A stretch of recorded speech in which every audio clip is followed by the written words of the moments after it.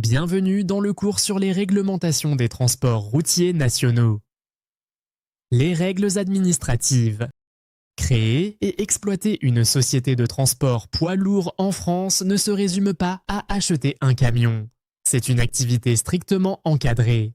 Le transport routier de marchandises est un secteur réglementé. Et pour exercer légalement, plusieurs obligations administratives doivent être respectées. Voyons ensemble les règles essentielles. La licence de transport, la clé d'entrée.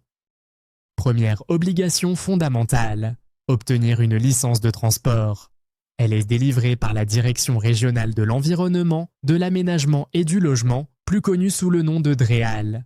Sans cette licence, vous n'avez pas le droit d'exercer.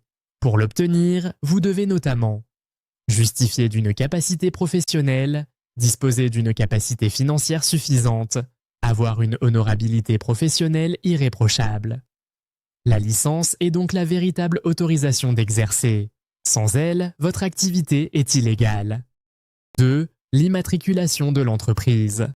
Deuxième étape indispensable, l'immatriculation au registre du commerce et des sociétés. Le RCS est géré par le tribunal de commerce. Cette immatriculation donne une existence juridique à votre société. Elle permet d'obtenir un numéro SIREN, d'émettre des factures, d'ouvrir un compte professionnel, c'est la base administrative de toute entreprise. 3. Les autorisations spécifiques. Certains transports nécessitent des autorisations supplémentaires. Par exemple, le transport de matières dangereuses. Dans ce cas, il faut respecter la réglementation ADR et parfois désigner un conseiller à la sécurité. Chaque activité spécifique entraîne des obligations particulières. Il est donc essentiel de bien identifier le type de transport exercé. 4. Le respect des règles sociales.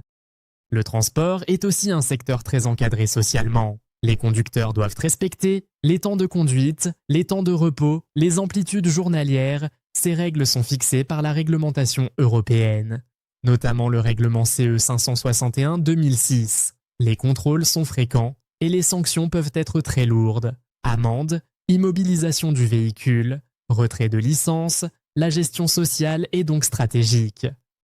5. Les obligations fiscales et comptables. Une entreprise de transport doit tenir une comptabilité rigoureuse. Cela implique déclaration de TVA, déclaration des revenus, paiement des cotisations sociales, respect des obligations fiscales françaises. Une mauvaise gestion comptable peut fragiliser rapidement l'entreprise. La trésorerie est le nerf de la guerre. 6. Les obligations environnementales. Le transport impacte directement l'environnement. Les entreprises doivent respecter les normes d'émissions polluantes, les réglementations liées au bruit, les obligations de gestion des déchets. Certaines zones imposent des restrictions spécifiques comme les zones à faibles émissions. L'anticipation est essentielle. 7. L'assurance responsabilité civile. Dernier point indispensable, l'assurance responsabilité civile professionnelle. Elle couvre les dommages causés aux tiers dans le cadre de l'activité. Un accident sans couverture adaptée peut mettre en péril toute l'entreprise. L'assurance est donc une protection stratégique. Conclusion. Créer une société de transport poids lourd demande bien plus qu'un simple camion. C'est une activité réglementée, encadrée et contrôlée. Licence, immatriculation, règles sociales, fiscales, environnementales. Chaque obligation sécurise l'activité et protège l'entreprise. Un transporteur structuré est un transporteur durable. Et maîtriser ces règles est indispensable pour réussir dans le secteur du transport routier. Merci pour votre visionnage.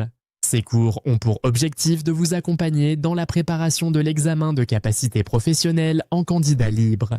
Abonnez-vous pour suivre les prochains cours.